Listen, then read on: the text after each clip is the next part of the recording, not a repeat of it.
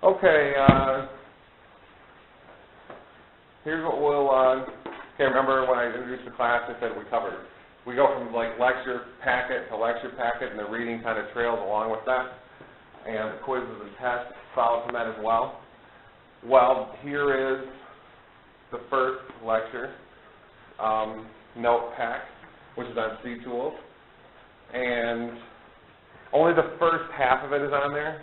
I'll be putting the second half of it on there in a couple days. I'm constantly editing notes and stuff, and I'm working on the second half right now. So, and I'll email you when it comes up. So you don't have to keep checking or something. You'll see me email you and say the rest of the notes are up. So whatever email you have connected to C tools, that will get emailed. There's that sound again. So ignore this. I teach it at night too, so doing the same thing there. So however far we get in these notes here today, will determine, what your first quiz is over on a week from today, because we don't have class Monday. Because MLK helped us out with that. Very nice of him to do. So we'll probably get to like page 6 or something to be my guess. We'll see. Okay, so empiricism and critical thinking. This is the title, as you can see. This is a camel with pyramids of awakeness. And you'll see why that's relevant soon. Okay, so here we go. Sort of an introductory section here. Let me start reading and then we'll comment. Have you ever noticed that you change your mind about things very often? One year you believe one thing, then the next year you hold the opposite belief. One year you are for the war, and the next year you change your mind and are against it. Okay, one year you believe in God, the next year you are not so sure. Okay, that's me. That's what happened with me. I grew up being, I was told about hell and I was scared out of my pants. So of course I believed, But then I got to high school, I'm like, no, I haven't been, why? So for years and years I was very, very bitter and fiery atheist. And I even published an article in a professional journal that's titled, the journal, not the article, it's titled Sophia, centered in the Netherlands. And I published an article that tried to prove that God doesn't exist. And I wrote that in the early 2000s, it was published in 06. And, then I changed my mind a couple of years ago. And now I believe in God, but not like I did when I was a kid. So we all do this. Now look at this example here. Think about another group of people who changed their minds, the Germans, in the 30s, 40s, and 50s of the last century. The majority of Germans in 1938 supported Hitler.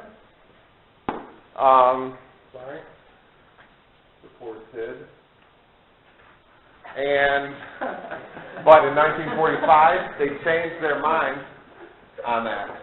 Now, Americans did the same thing.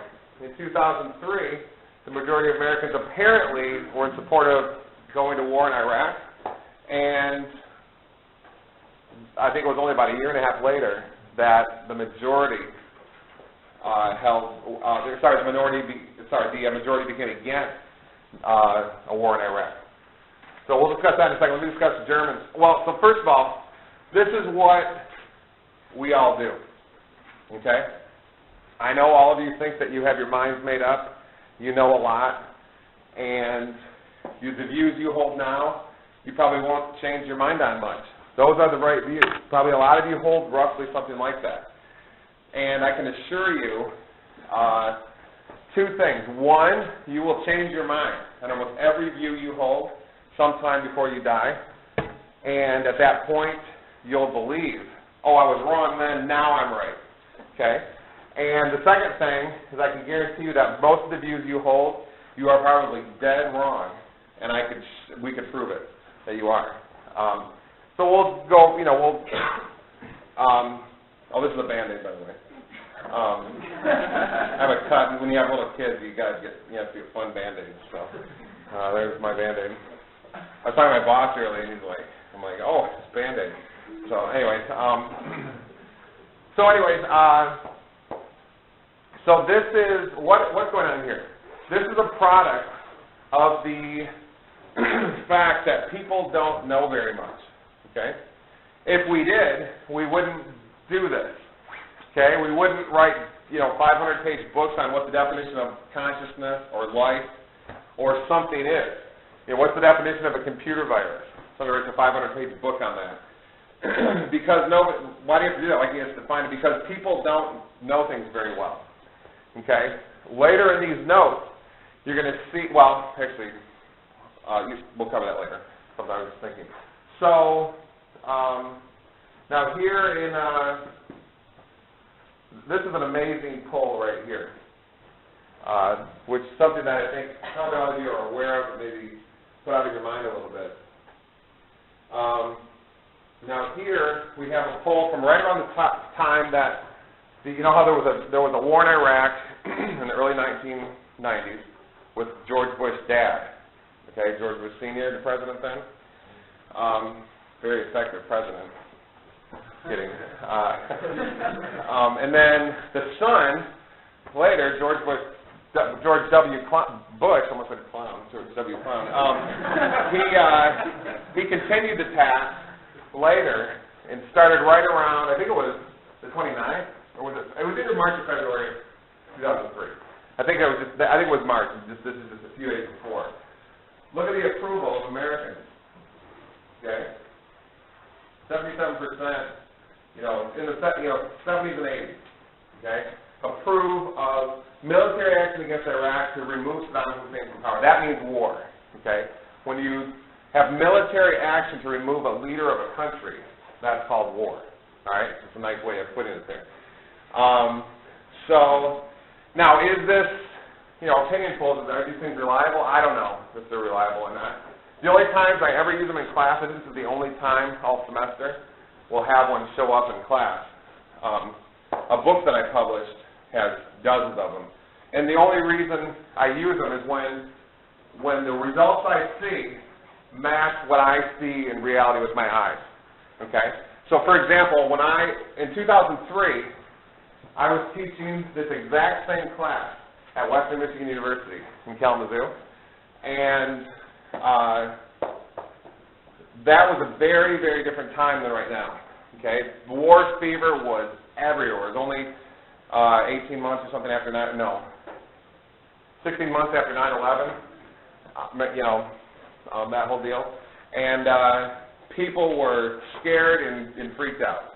And everybody that war fever was very strong, and politicians didn't even really need to give a reason to people to go to war. They just said, we're going, and everybody said, I'm going to wave the flag, okay, while you go. And I'll send my kids first. Remember the football player from the Arizona Cardinals, NFL football player? Tillman, yeah, what was his name? Tillman, right, yeah, good. Yeah, he gave us, his $1 million contract to go to war. That's how, there's like a microcosmic example of how, the war fever that was in the air. Very different now, okay? When I was teaching this class at Western Michigan University, I was saying this, I said this, same thing I'm about to tell you. I said, all of you may be for war, or some of you may be against. It doesn't matter to me which you are. You can decide that on your own. I don't care, okay? But there's one issue, as we said last time, which hasn't been hashed out, and that is the evidence that Iraq was some kind of a threat, which is what we were told. Okay, that was not, whether you're for that war, or against it, that evidence never was shown to your eyes. Yeah? I don't know, you give them chemical weapons. That's dangerous. Yeah, but that was in the early 1990s and late 80s. And they expire. Huh? That the U.S. did that? Holding chemical weapons. You watch out. Yeah, right, yeah. Yeah, I think they only last for like 18 months or something. They expire like milk or whatever. So yeah, the U.S. gave Iraq Rumsfeld and them, but that was in the late 80s. So, those didn't apply anymore. Now, and plus, that's just, well, anyway, I mean, to have evidence, you have to see something. You can't just have, someone say, here's a picture, and just please believe me, it's coming from Iraq, and it's of weapons. Okay, and there's the evidence. That's not evidence. That's like saying, putting Jurassic Park on the screen here and saying, see, dinosaurs are real. Okay? Because we can see them right there. Okay? Of course, it's just a picture. So, now what happened was when I was teaching at Western Michigan University, I said those same comments, and people were ticked. Really. And so now it's very different. Now, people are a little more sober, not filled with war frenzy quite as much. And so it's a little different. But anyway, so around the time of the start of the war, there's big approval. Right? You can go look these polls up on pollingreport.com. And, whenever you watch the news and see all these polls that, some unknown entity, CBS News poll source or whatever, is giving, they have a catalog of them on pollingreport.com. So, look what happened here. In 2006, the approval for war in Iraq, it went from 77 to the 30s, okay? That's roughly where it still is today. Now, so Americans, just like Nazi Germans, well, not exactly, it's not an exact analogy, but what is it? It's a rough analogy where Germans were for a war dictator and then changed their minds later, and then Americans were sort of for a dictatorial move by President Bush Jr. to start war and then changed their minds as well, okay? So why do we say dictator? Because whenever you have a scenario, where, let's just take a more recent poll from a year ago, 33%, going down even more. Whenever you have a scenario like this, you favor or oppose war in Iraq, and the majority is against it, but the politicians continue on. It's fair game for me to sit up here and say that that's dictatorship or tyranny. Okay, because when you have politicians who ignore the majority opinion of the people and continue on at the expense of the people, damaging the economy, killing soldiers, and so forth, that is a dictatorial move. So nothing controversial about that. It's just against democracy. So anyway, all of you already probably know that, so no big deal. But these are examples that show that there's very little, even simple issues like this. Should we go to war? That should be a simple issue. If there's a threat and you might die, you might want to fight back or run, one of the two, okay? Like if the bullies are chasing you on the playground, do you fight back or run? Or do something else, spit at them, I don't know. That's kind of a fighting back, though. It should be a simple decision, A or B. And it should be pretty clear. But instead, we've got all kinds of, messy things happening. Why? Because Americans were never given evidence of what to do. They didn't know it. It's not necessarily their fault. They weren't necessarily stupid. They just weren't given, these were just emotional reactions, and information and evidence wasn't based in their, they weren't using that to base their decisions on. So there's a lesson here, which can be summarized with the following question. Have you ever noticed that many things you believe in, you really don't have any evidence for, and you may almost thoughtlessly change your mind on them periodically in your life? Have you noticed that often, if you think you do have evidence for some issue, the evidence is very often fuzzy, at best, in some way, not really clear evidence, such as visible evidence, and thus really deep down, you're not totally sure of your beliefs. Okay, so this is what our world is based on. Our civilization, or our country, is based on this right here. We, me, you, everybody in general, we believe things that we don't have evidence for. It will make life and death decisions based on information we don't have, that's real fuzzy information or is not clear, such as, send my kid to war or not, or myself go to war, or whatever. Or answer an opinion poll and say, yes, I think, we need to go to war. This is how humans, unfortunately, behave. And it could be the case that the reason the world is such a big mess, with poverty everywhere, I know you don't see it completely, but all you need to do is drive to Brazil or southern Mexico or the Appalachian Mountains or downtown Detroit or take a boat and go to half of China. The South, the countries like Vietnam and Thailand and stuff, incredible poverty in those regions. What's poverty?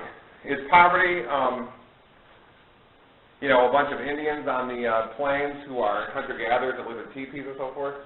No, that's not poverty. Those are people who have their needs met. They've got enough food. They live a clean, peaceful lifestyle and so forth. No, poverty is a situation where your survival the resources you need to survive it's a question of whether or not you can get them because you don't have the means to get them in some way. That would be probably what you could say poverty is. So that exists all over the world, and most people in the world, billions of them, are impoverished. Okay, so we've got war, poverty, education systems that are subpar. There's disease all over the place. People get their information from mass media rather than from science. So the world's a big mess. Okay, and you're right in the middle of it. All right, so am I. Everybody is. And it could be the case that it's like that because we don't have critical thinking. We don't have empirical analysis, which I'll define for you in a second. And what results is this.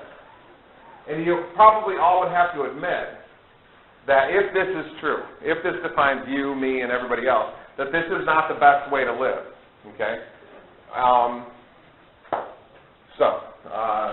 Any questions? Okay, so believe it or not, these issues define human civilization. Humans en masse believe in things that they merely want to believe in, not the things they have evidence for. Okay, this is so standard that we do this as people of the world, Americans and others as well, where the idea of evidence is not even really sought usually.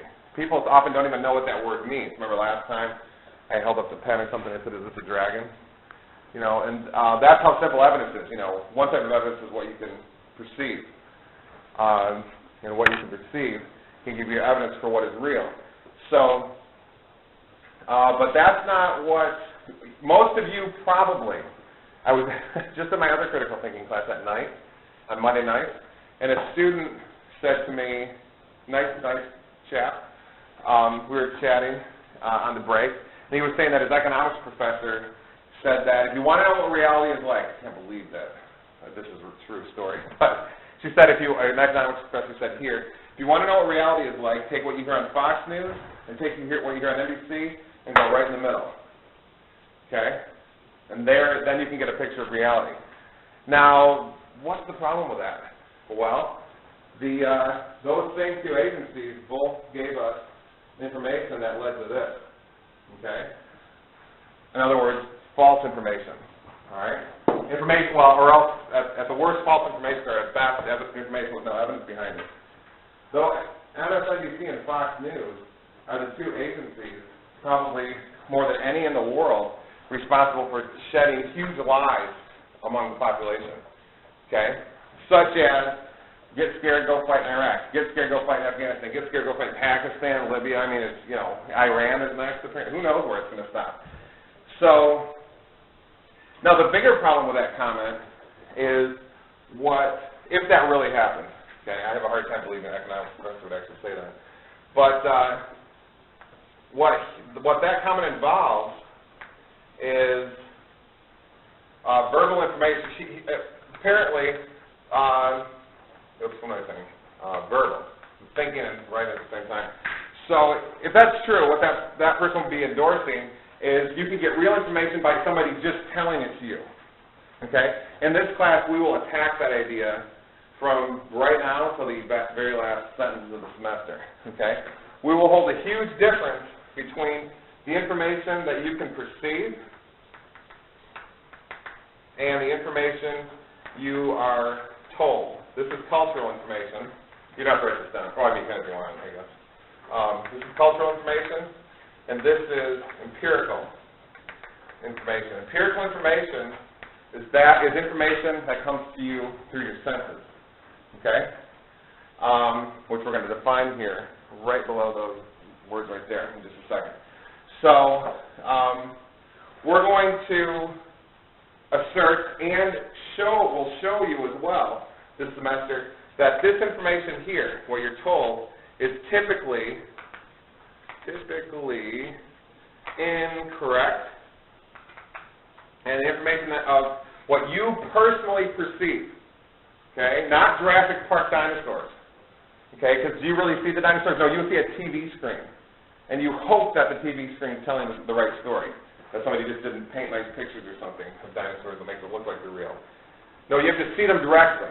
Okay, there's a difference between me showing you this piece of chalk here and putting a piece of chalk on a computer screen for you to see. And one could be a drawing and one, well, apparently isn't. Okay, so you have to see things directly. Items that you perceive, they have these bits of information might be about real items that exist. Now go back to the word. Okay, so there's perceptual information and cultural, verbal, theory information. Okay? One is typically incorrect, and you will be shocked all semester of how many things fall into this camp. Big Bang Theory, might. Theory of evolution, lots of stuff. Yeah? So you then put the apostles, I'm assuming the Mark, Matthew into the soul versus because down. Yeah. What about the agnostic gospel then? Do you find that more reliable? Agnostic, or did you say Gnostic? Agnostic. What's an agnostic? I don't. The Gnostic gospel. The Gnostic? Yeah. I would say more reliable. I know it's very controversial what you just said, but the reason is, since you asked, is the Gnostics are extremely similar to Zen Buddhists in their philosophy, how they describe reality and so forth. And Zen Buddhists are extremely similar to Indian Buddhists. And Indian Buddhists are extremely similar in how they describe reality as quantum physicists, as we discussed actually from your question last time. And if that's the case, then it might be, go like that. So now quantum physics is empirical information. Empirical information from your senses. So interesting question. Anybody else? Okay, so there's information you can perceive and information you're told. I'm telling you the theory of evolution is right. I'm telling you that the Big Bang Theory is correct. I can't show you. I keep staring at you because I was still thinking about your question. I can't show you the theory of evolution is right, but it is. That falls into here. Okay, you can't go back in time and see those animals change into the deer change into the horse, for example. Okay, so you have to hope that the present-day artifacts that may or may not be there give you the right information. Yeah. You can see it happening now, though, can't you? You can see natural selection happen. But you can't see a species changing to another species. Not yet, maybe, in the future. But at the moment, not yet. I'm not trying to attack evolution. I'm trying to be a critical thinker. Critical thinking involves this. That's one of its main tenets, is perceptual information more correct than theoretical information. Okay? Theory is where we usually get into trouble. Not always. Einstein was very successful with theoretical information. But very often these two conflict very dramatically. Okay, let's go back to the war example. There's there's what you're told on the TV back then, and you're kind of given this. It's kind of what's going on now with what you hear on the TV about Iran. Believe us, they're building nuclear weapons and your name's on them because they want America to die or whatever. Was in the news the other day. So you can't see any of that. You just have to hope what you're being told is correct. Because with the other nation, it might not have been. We don't know. There wasn't evidence, so we don't know either way. So that's what you're told on TV. On the other hand, what you can see is nothing. You have no perceptual evidence to tell you that Iraq is a threat or Iran is a threat. And in fact, a professor from University of California, Santa Barbara. Forgot his name. Cool guy, long hair, young. He's an English professor. He wrote a book. He traveled all over the Middle East when he was on sabbatical and teaching at UC Santa Barbara. He came back and he wrote a book called Why They Don't Hate Us. And he said he went over there and he said, what's the deal with everybody on the news telling us all these people hate us? Remember George Bush? They hate your freedom. Remember? Because he said, when I went over there, nicest people, everybody inviting me into their house. You want dinner? You know, letting me sleep in their kids' bed and their kids on the floor. You know, that kind of stuff. Like if you go to the UP of Michigan. You know, nicest people in the world, you know. Oh, here, we'll sleep in the yard and dog poop, and you can have our master bedroom, you know. They don't even know you. You know, that's what he said his experience was. So I don't know if that's true, it's in his book. But, so notice the huge divide between evolution and war, those two examples. And we could bring in Gospels and stuff, too, of what you're told and what you can see. So, very, very interesting. Now, we've got three pieces of information about the theory of evolution. Notice it's called the theory of evolution. It's not called the empirical analysis of evolution, because nobody can see it happening, okay? It's called the theory of evolution. Big Bang Theory is the name. It's not called the Big Bang Fact. It's called the Big Bang Theory, yeah. The theory doesn't mean there's, like, persuasive, very strong evidence in its favor. Like, there's theories, like, they have both these theories, like, even like the Higgs boson. Yeah, that's getting interesting. I mean, it helps prove the Big Bang Theory, or provide evidence for it, I suppose. But, I mean, it's like... I'm not saying either of those theories are wrong. I'm talking like inductive logic here. Like, even when you have a certain percentage of you know, that it's right, you say yes. Like, if it's a 99% chance it's true, then you don't say, well, that 1%, sorry, I can't accept it. Like, no, that's not... Okay, good. I agree. And I don't know if that's necessarily what I'm doing. We'll talk about evolution and Big Bang and Gospels and stuff all semester. Your good points. And yeah, it is an inductive issue, which that'll be coming in about 9 weeks. We'll get to induction. And right now I'm just talking about what you can perceive. And there are issues with how much you can perceive about certain theories. I mean, if I try to think of evidence for evolution, it's very, very, very, very scant. Somebody give me something, and we'll analyze it. Sorry? Like finches in the Galapagos part of this evidence? Yeah. Darwin. Yeah, fossil. Okay, so here we go. If I find a fossil, let's use humans. Okay? Since you're all humans, that might be the most interesting to you. So I find one fossil that looks like this. Okay? It's monkey-like. Okay? And let's say we date it, and the dating methods are, reliable enough to bring them into this class. Say we dated 4 million years ago. And say we date, and then here's what a chimpanzee looks like. Chimp. Okay, present day chimp. Okay. Chimps are usually kind of happy and smiling. And then we've got humans. All of you, draw you, we say, you're bored out of your mind in class. Okay, so if I can find chimpanzee skulls, the present day chimp, say we can also find chimpanzee skulls from, say, 7 million years ago. Okay? So 7 million, 4 million, present day. What is the evidence that this thing is my ancestor, or your ancestor? I know that's what you're told, and the Discovery Channel will tell you that, your professors will tell you that, everybody will tell you that, and maybe they're right. What is the evidence? What can you all tell me or show me right now that shows that this somehow in the past was in my lineage? Yes? Bacteria. They look at bacteria. They can't look at monkeys.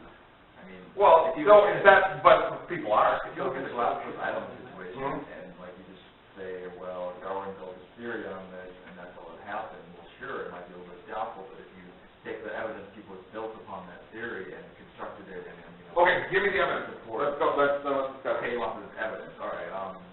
Okay, so you dissected the rat, and it's got a vein that runs all the way down the spine, and then it comes all the way back up just to get to the basically like 2 inches away. Okay. And why would this happen? And the only answer is evolution. Their neck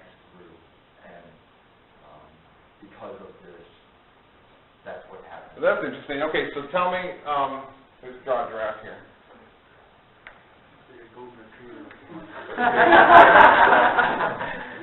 Well, it's a short neck giraffe. Okay, so what does the vein do? It goes all the way down the neck, Uh-huh. makes a loop, and then comes back up to about 2 inches away. You mean a loop or just goes back up?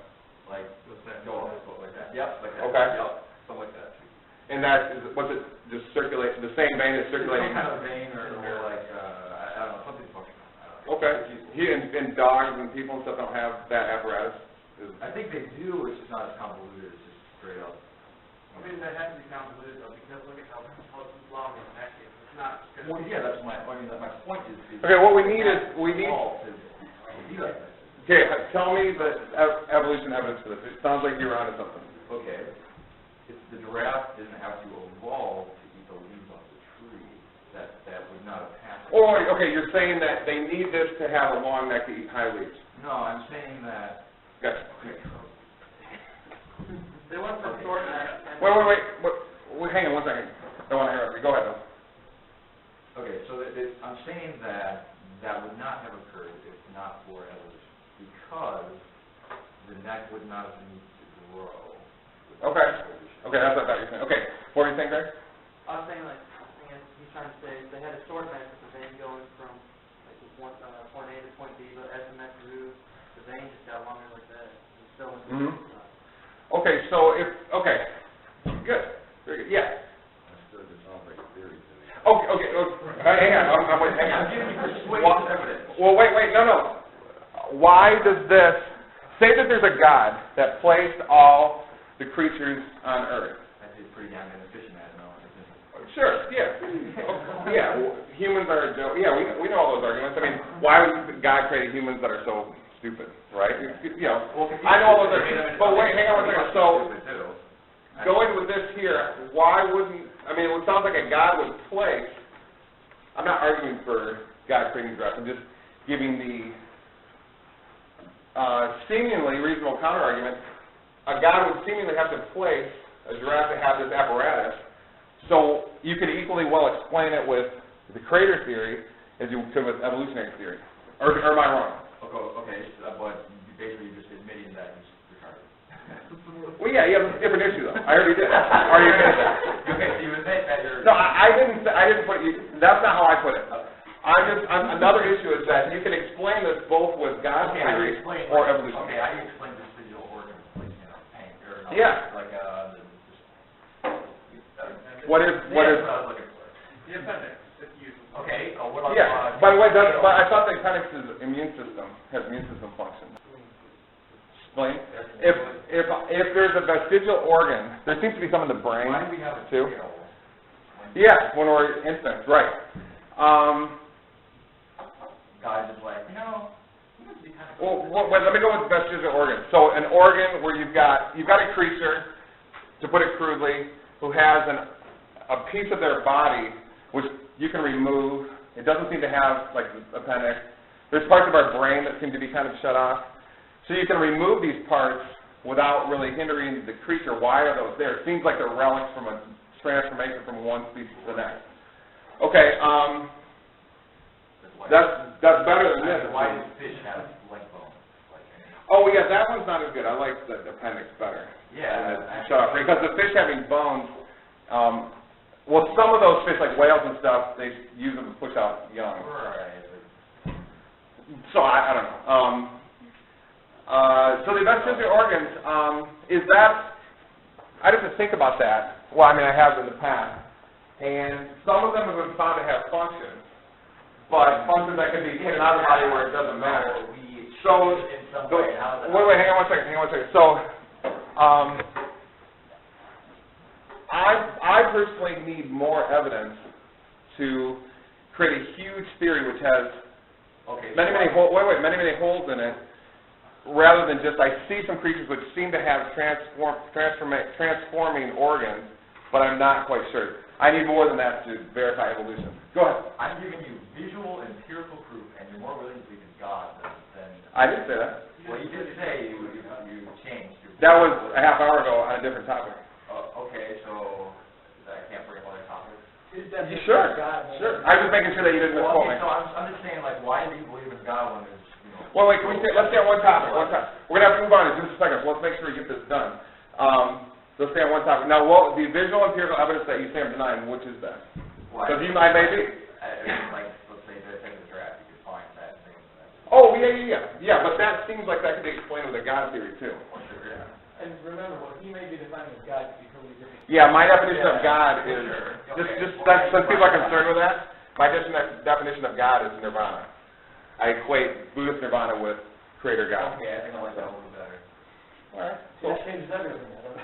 Yeah. Well, it's just because, the reason I do is because if you look in the Bible, or if you, okay, I'm a Buddhist, you know, that's where I kind of come from. I've been a Buddhist for a long time.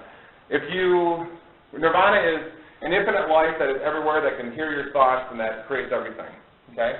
Well, if you read the Bible, what is Yahweh? Infinite life that's everywhere, that can hear your thoughts, that creates everything. So that's why, you know, I've started to call this God in recent years. I mean, So, yeah, right. Everything's interpretation. Yeah. The one thing that you brought up last time that I really Uh-huh. found interesting was the whole, like, tectonic plates and how... Oh, yeah, we'll get to that. I mean, like, that, like, you know, I don't know about everyone here, but, like, I was like, oh, yeah, tectonic plates, you know, yeah, it's got, you know... Well, just like with the giraffe, there's another theory that explains what you see with tectonics equally well, but it's not plates sliding around. Yeah, you said that the Earth We'll get to it. expanding. And, like, Yeah, it's expanding Earth theory, which was the dominant theory in theology departments until about the 1950s. Literally, it's just constantly getting bigger. Mm-hmm. That issue, the issue of expanding Earth versus plate tectonics, I'll make a prediction, will be settled within 20 years. Because now that we have GPS, people can measure the diameter of the Earth. Yeah. So it'll be very, very slow expansion, but you should be able to find a couple millimeters or something. There are people are already trying to measure the diameter. So far, inconclusive either way. Well, like, here's the problem. What if the Earth cools a little bit, and then, you know, shrinks a little bit because there's a whole expansion? Yeah, you got to always take into consideration. We know that there's all kinds of parts of the Earth where the surface is rising. There's many, many places. You know, you got to make sure you're not, you know, you don't have your GPS right at one of those little places where it's skewed. You know, there's a lot of factors. That'd be but people will probably start to. That's heating up, that issue, in, you know, sort of amateur scholarly studies and in academia. That's resurfacing that expanding Earth issue. Well, we'll talk about evolutionary issues all semester. Now, I'm not taking a position on either one. Okay, whether it's evolution is right or wrong. I will say, however, though, that evidence for evolution is not as strong as you may have been told. Okay, like this over here, come on, just left. This is what.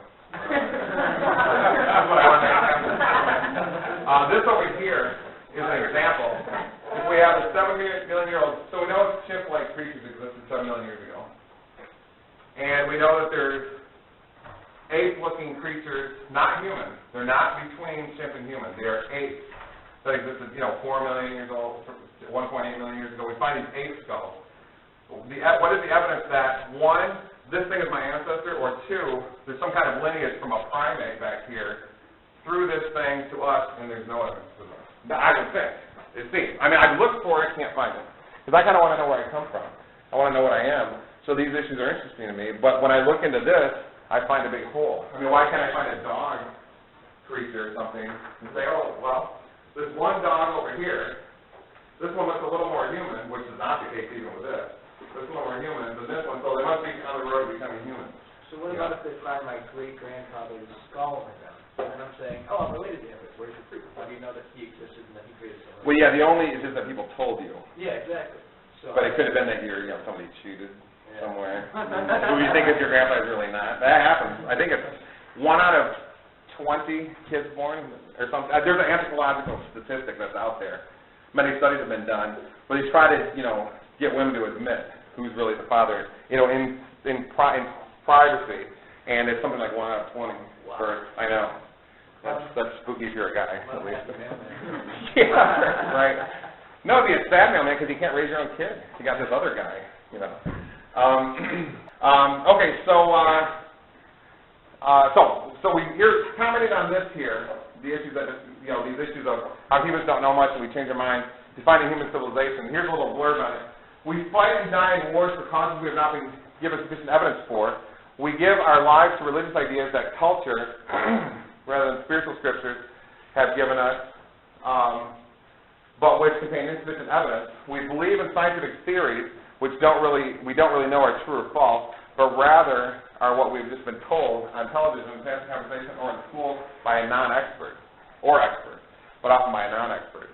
The point of empiricism is to try to change all this sloppy thinking which defines humans as you'll see in the handout. Empiricism can perhaps, empiricism, as I already told you, is a philosophy involving the idea that the only information that we can know to be true information has to be information gained through the senses. Okay? Yes? So how can we possibly ever hopefully be considered smart if we can't observe everything that's always going on? That is a good point. You can't.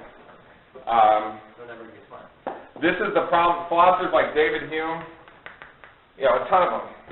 Bishop Berkeley, Karl Popper, Auguste Comte, tons of philosophers have asked that same question as you. If empiricism, there's two ideas.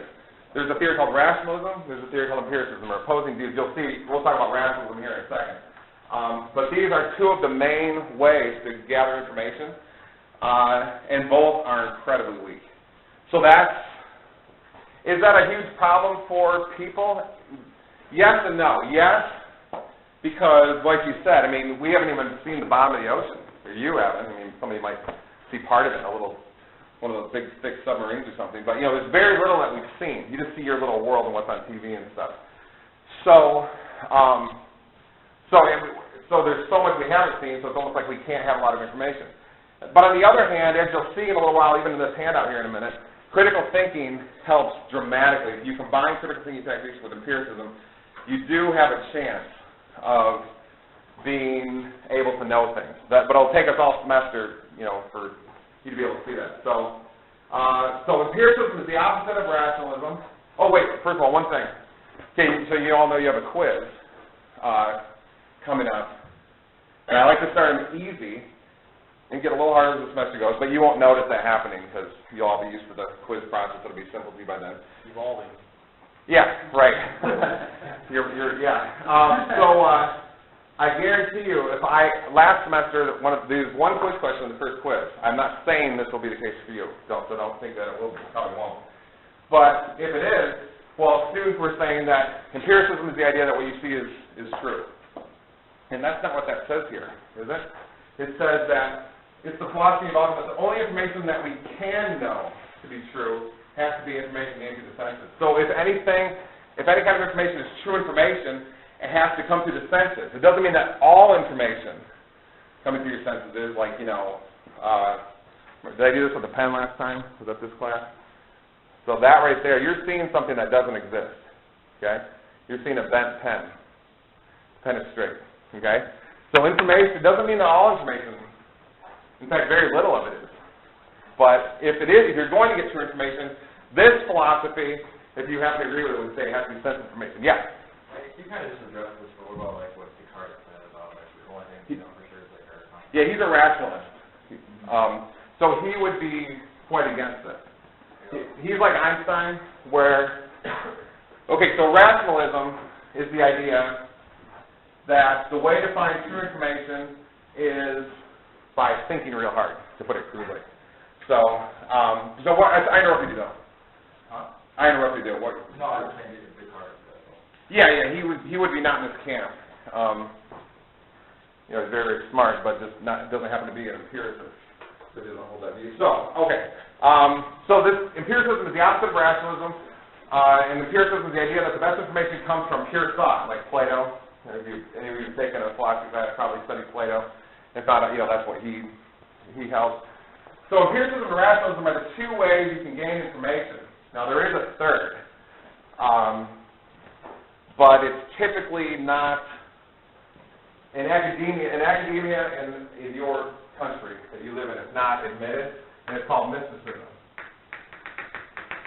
So some people around the world assert that this will be a third way to gain information, which is different than sense information and different than pure thought.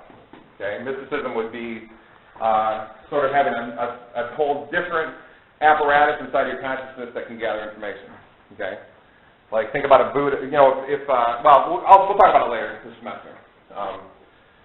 So these two techniques, empiricism and rationalism, are incredibly important to your life.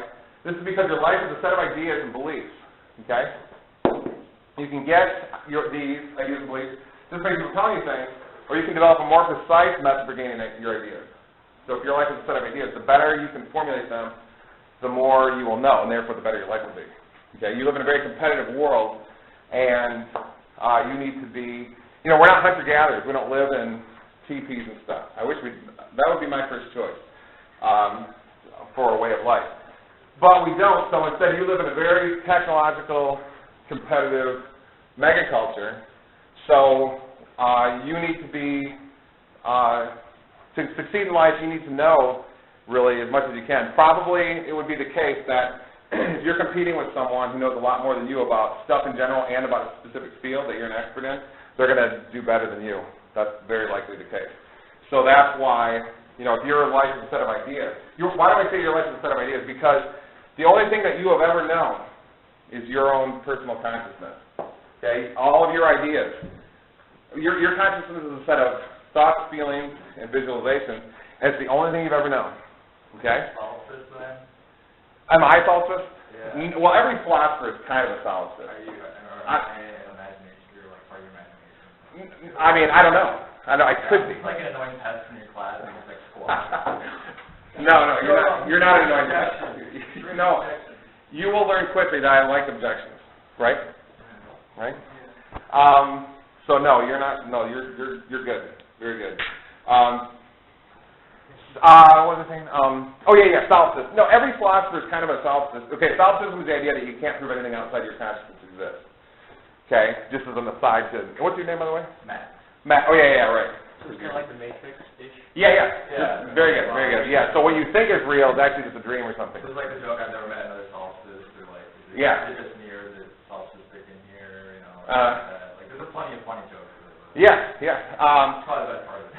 Yeah.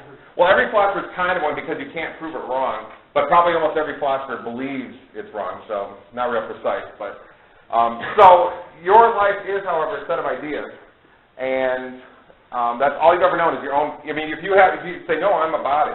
Well, how do you know you have a body? You look at it, see, like I'm looking at my hand, and that is a visualization I have. It's a thought I have.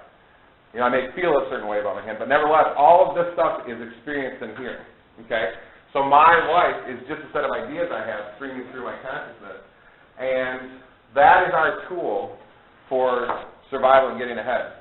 So as we discussed last time, so one of these or both of these should be used, and we're going to argue, however, though, that empiricism might be a bit stronger. So empiricism does not mean, here's what I was saying earlier, does not mean that all information of your senses or experience is correct, but rather that if there's anything that can be true knowledge, it must be empirical. If you're an empiricist, you believe that, and you disagree with people that think that you can learn things through thought. So, for example, if you've seen Oasis in the Desert, that's why the camel picture was up in the top of these notes. You're having an empirical experience of something that is not there. This is the case where empirical information is wrong. Most empirical information is wrong. I'm going to type that right here in your notes. And so when I put up the full copy of the notes, you'll have it in there. Most of the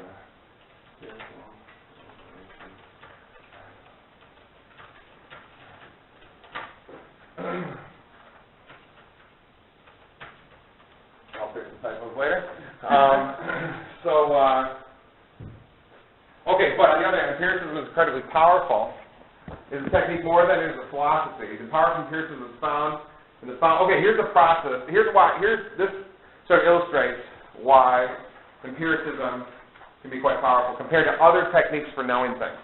Okay? At some point in your life, all of you held some belief. Sorry. I just typed this up the other day.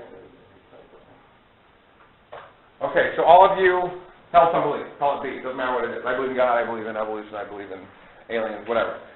So, but later it was shown to you with your eyes, for example, that B was not true. And you rather easily and simply changed your mind to believe that not B is true. So, here's an example. If a person has told their whole life by many perceived people that ghosts do not exist, but then they see one, or at least firmly believe that they saw one, it does not matter how many people told them ghosts don't exist. They will nevertheless most likely start to believe in them. Okay? So you can have 1,000 people telling this person who's thinks they saw a ghost or did see a ghost or whatever. You can have 1,000 impressive people, professors, people on Discovery Channel, whoever they're exposed to, telling them that ghosts are not real, but one clear experience that they think they have, maybe they really did see something, maybe they hallucinated something, who knows, but if they have an experience, experience meaning empirical, they will probably overturn all their thoughts that they've been told and believe. Okay?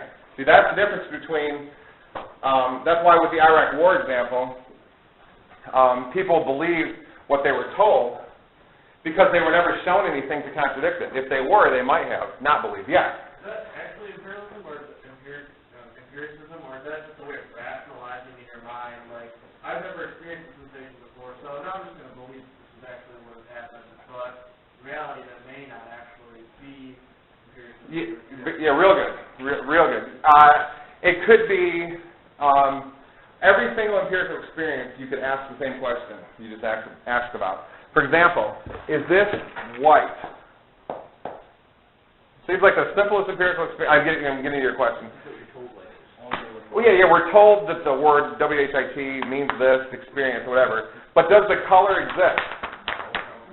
Right. Why not? Because there was no light. Okay, well, yeah, that's good. That's good. Yeah, if I turn off all, put the blinds down, made it, so no light can get in. Turn the Flip the switch and the sun comes off. Yeah. When it's dark, you can't see stuff. Turn lights on, whether it's the sun or whatever. Light stuff's bouncing around, then you can see colors. But what I was thinking was more the idea that Perception-wise. well, paper is made of just like anything else. Any other piece of matter is made of little building blocks. Okay, like think about when you were a kid, you make a little car out of Legos. Well, the car, that's how the universe works as well. There's little building blocks that make up everything, just like the car out of Legos that you made was made out of those building blocks. But the building blocks that make, they're called, they have names like atom, quark, electron, whatever. Those do not have any size. It appears. That's what it appears. It's called the standard model of quantum physics if you want a citation. But don't worry about the technical terms. The basic building blocks are very, very strange that make up everything. They appear not to have any size. So if they don't, then they can't have any surface. And if they don't have surface, they can't have any color. So this science down here appears to want to contradict what you think you see. So it might, maybe either the science is wrong and what you see is there, or the science is right and you're hallucinating. Somehow you're not seeing things as they are. You're not Okay? seeing it reflect on the surface. You're seeing electromagnetic waves being repelled back by us. Which are made of photons, which aren't actually anything. they're not even really material. They don't have, people call them matter, but they don't have material qualities. Like, existing through time, or having a surface or magnitude and weight. You're just seeing charges reflected back from other charges. Yeah. So you don't need to have a surface, you just need to have an electrical. Yeah, really. So the same issue with a ghost or paper, whatever, any empirical experience is ultimately not, I'm here and the thing is there and I'm just directly perceiving the thing and I'm just taking information. That's not what's going on. Every experience happens in here only. So whether or not you see a piece of light, like an atom, or a ghost, or this paper, or whatever, all the experience happens in here. You just have to hope that your experiences are right. You have your hand up? Yeah. So what color is it? Blue. Just kidding. That would be what we call, probably all of us in this room would call that yellow. So, what do you think? Therefore, yellow. That's what we all agree on. But if you took that piece of paper, smashed it all up into its smallest pieces, and took it to the physics department and said, tell me what these pieces look like, we'll say, well, they don't really look like anything. From what we can tell, they would say, maybe they're wrong. Maybe they just don't have fine-tuned enough equipment to see what's really going on with those little building blocks. But they would say, at the moment, the best we can tell is we can't find any size to those little pieces of that paper. So no size, no surface, no color. And you're all dreaming it or something. It could be wrong. It's just science changes constantly. That's the whole point of science. And 20 years ago, we found out, we thought the little particles had no size. Oops. These people called string theorists, another group of these guys, they were right. They do have a little size, so they do build up themselves like Lego blocks or something. Because if they didn't have size, that means we live in a bizarre universe. Good question. Yeah. Isn't that mathematically incorrect? It's almost like 0 + 0 + 0 = 200. Yeah. Well, we'll get to that later. That's more intro. But yeah, if you have little pieces of stuff that have no size making up this thing that has size, That's a contradiction, what you're saying. It would appear to be that you can't have zero magnitudes making up magnitude. That's like saying 0x plus 0x equals 1s or something. So we'll talk about that more later. But yeah. So are you saying that, like, if you had something like this, like, it's almost a problem to instantly assume, well, obviously what I thought, it's not the opposite. Because you're kind of just saying that, you know, we instantly revert to saying, we don't really think about it, we really don't use really any thinking with it, we just kind of just turn it about because we're like, oh, well, it can't be. But if it's in itself faulty, we might want to think about it. Yeah, this doesn't mean, like some of them you guys are saying, just because this here changed their mind doesn't really mean anything, you know. The point really, the only real point of this and this here is to show you that this applies to all of you too. If all of you are told something, doesn't matter how prestigious the people are that tell you, if it's your professors or some professor on the Discovery Channel or whatever, whoever you trust, if you see something that clear as day that directly contradicts it, it's probably the case that you'll at the least severely question what you've been told or disregard it completely. That's all it's saying. So what's the point of that? That empiricism, although people in culture, our world, seem to take ideas very, very seriously, this would appear to show that they even take empirical ideas more seriously. Okay, maybe, you know, there's exceptions to that. But so what's the point of that? Well, hopefully people are doing that because this is more successful. Why might this be more successful? Well, we're going to see when we get down further in the notes. But one reason is because science is based on this, and science is much more successful than cultural information. This cultural information is almost the worst type of information. Scientific information is probably the best. Now, both have serious problems, okay, but there's a huge difference between those two.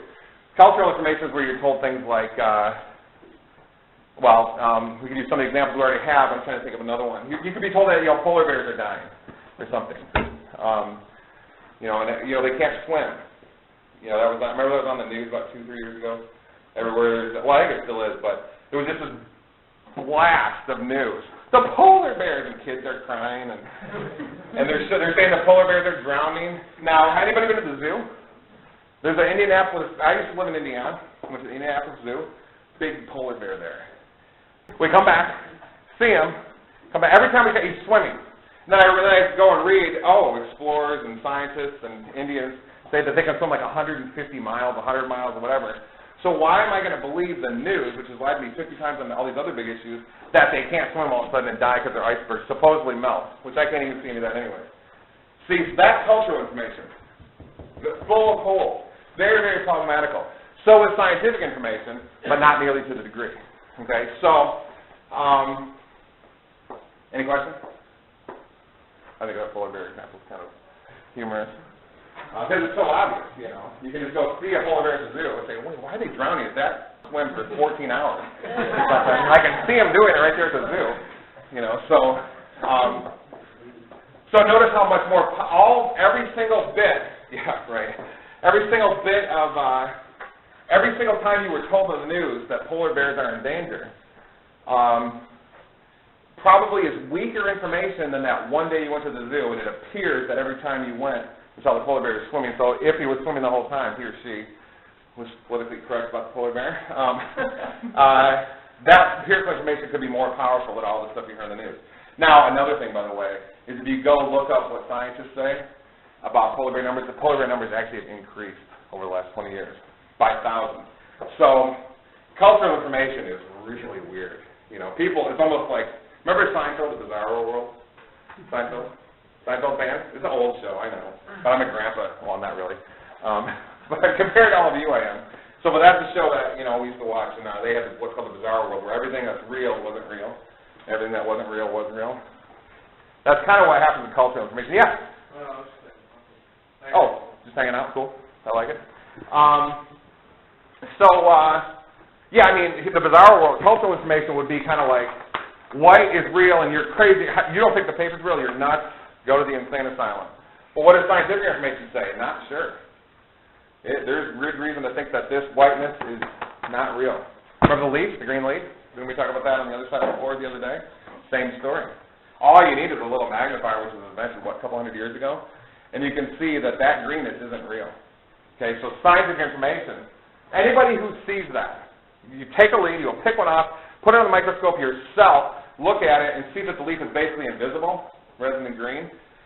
All of you will do one of these.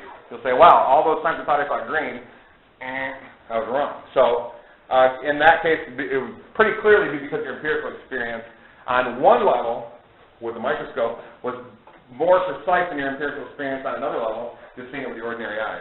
If there was, three out there. So here's another one. Many people have been told, this is related to the polar bears issue. Many people have been told that global warming is a correct theory. By there, it was all of it in, Al Gore, his dumb movie he made and everything. Completely unscientific stuff. Yeah, right. However, without proper experience of warming of some sort, we got a warm January. So I've heard people, they're talking about it again. Is it right? And then if it gets cold this month or something, everybody will forget that they were thinking maybe it was right. Whenever it gets warm or summer comes a little early, people start talking about this again. So, but what I've heard lately, the last few years, is some people saying, well, I'm a little skeptical because 20 years it's been around. 25 years the global warming theory has been around. And I haven't seen it, so I'm starting to wonder. So in other words, without being able to see it, they're going to question what they were told. Okay? So there's another case where people will instantly discount, in many cases, what they've been told compared to if what they see discounted. So examples like this show that people will usually believe what they see. It says usually. No. Sometimes you'll have people deny things right in front of their face. It's clearly it's saying the sky is blue. Well, it's white right now. But if it was blue, it would say the sky is, there are cases we'll see this semester where people by the billions will deny what they can see. So not always. But usually, people usually believe what they see more than what they were told or a theory they have heard about. Okay, this is not always the case, however. For example, no matter how many times you discuss with some people that Bush Jr. went to war in Iraq without evidence he said existed, many will never believe you, and they will always believe something else, such as, make up some story, the weapons were really there. We just didn't find them. Okay? That's just replacing a theory with a theory. Maybe they're right, I don't know. But the problem is that we're starting to we're early in this handout, we're starting to get the idea that empirical information might be a little stronger. So rather than replacing theory upon theory upon theory, you might want to just go right to the empirical information, which is what scientists are supposed to be doing at least. So the point here in critical thinking, we will learn. The point here is that in critical thinking we will learn that you don't actually have to know anything. Okay. This is huge. Huge. Biggest the whole semester. We're done after this semester. You all get A's because everything you need to know is right here. Okay. The point here is that in critical thinking we have to learn. We will learn. I can't read today. That you don't actually have to know anything. Okay. All you need to do is practice critical thinking, and you will know. Okay. Here's why this is the case. You can read 10 books on a topic, think you're an expert, but then you'll read another and find there's a whole bunch you did not know about the topic. Okay? See, let's go back to evolution. Evolution was formulated by, there was crude forms of it. Eskimos had, Inuit had it. The ancient Greeks had it. There was lots of forms of it floating around. But then Darwin came along, and Darwin and some scientists around that time were starting to really put it in more precise language. And they relied on the idea that gradually, for example, the horse changes into a deer. Gradually, the primate changes into a human. Or, the monkey-like thing turns into a human-like thing. Gradually. Now, in the 1970s, a scientist named Stephen Jay Gould, he came out and said, wait a minute, if we look at the fossil record, we don't see gradually. We see, here are the deer, here are the horses, and we don't see much transition time between. We see a static situation where they exist, and then a static situation where just deer exists, and a static situation where both deer and horses exist. And we don't see that. So the idea is then from the evidence, it looks like gradual evolution doesn't happen, perhaps. It looks like it's very punctuated, very quick, that species change, if that's what's going on, if the evolution is even true, even correct, even can be verified. So now the point is that, look at that. So that means all these people in the 1950s, 1960s who walked around thinking they're experts on evolution overlooked a simple thing, and which dramatically modified their theory. Now, the point is that always happens in science. Always, always, always, always.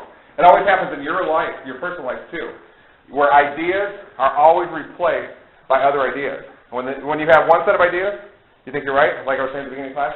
When you replace it with a new one, you say, oh, now I'm right, okay? Scientists do the exact same thing.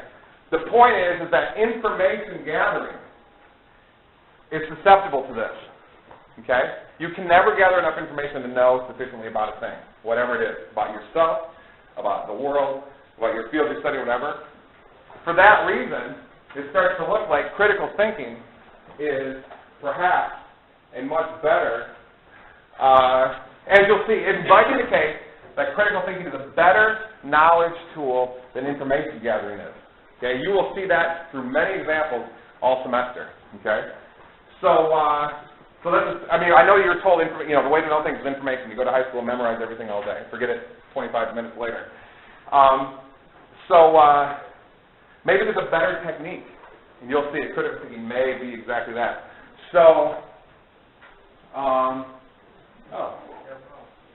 well, does anybody have any questions? Because I'm not going to let you out early. Anybody? Any complaints? Criticism? I don't think you're doing much critical thinking when you capitalize like C. Ironically enough. There'll be more typos than that, trust me. Anybody else? Nothing out of all this incredible stuff we're talking about? Okay, you can go. All right, see you on a week from today. First quiz, I'll email your reminder and stuff, but I think we got to page 6, so your quiz will be over something to do with that.